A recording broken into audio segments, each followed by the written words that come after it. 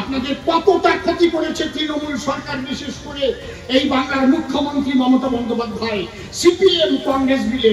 আপনারা বুঝতে পারেন নাই, এই আইনটা লাগু হয়েছে 2024 সালের 11ই মার্চ, আর এটা 2025 সালের 30শে আগস্ট অসীম সরকার বক্তব্য রাখছে গুরদাসপুরে।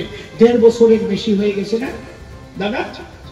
1.5 বছরের বেশি হয়ে গেছে। 1.5 বছরে কম করে 1 কোটি মানুষ পেয়ে যেত নাগরিকত্ব। আপনাদের শুধু ভয় দিয়ে দিয়ে দিয়ে দিয়ে আপনাদের আবেদন করতে দেয় না। ঠিক বলছি তো নাকি? ঠিক তো? কতটা পিছনে পড়ে গেছেন আপনারা এদের জন্য? এরা কতটা শত্রু। আর দাঁড়িয়ালা ছাগলের বাচ্চা,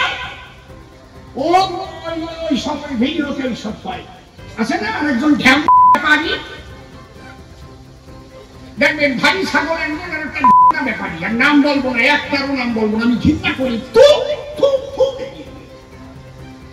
এরা মানুষগুলোকে ভয় দেখিয়েছে।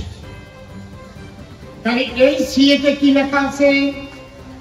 2014 সালের 31শে ডিসেম্বরের মধ্যে বাংলাদেশ হইতে, আমি আর অন্য দেশ বলবো না, অন্য জাতের কথাও বলবো না, আমি আমার কথা বলছি, যে সকল হিন্দু সম্প্রদায়ের মানুষ ধর্মীয় অত্যাচারে অত্যাচারিত হইয়া অথবা অত্যাচারের ভয়ে তারা পালাইয়া আসিয়াছে অথবা পাসপোর্ট করিয়া আসিয়া আর ও দেশে যায় নাই, তাদের আর অবৈধ অনুপ্রবেশকারী বলা হবে না, তারা ভারতের বৈধ নাগরিকত্ব হবে।